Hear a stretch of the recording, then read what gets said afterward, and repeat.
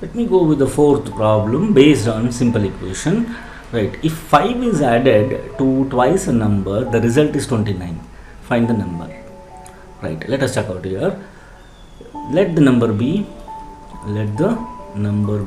x.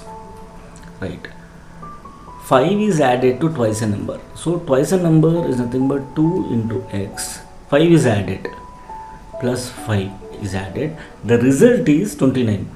So this is equal to 29. Right. So therefore simplify it now. 2x is equal to 29 minus 5. 2x is equal to 29 minus 5 is 24. Right. X is equal to 24, that divided by 2. Or x is equal to, simplify, 2 ones are 2 12s. X is equal to 12. Right. Option B is the right one.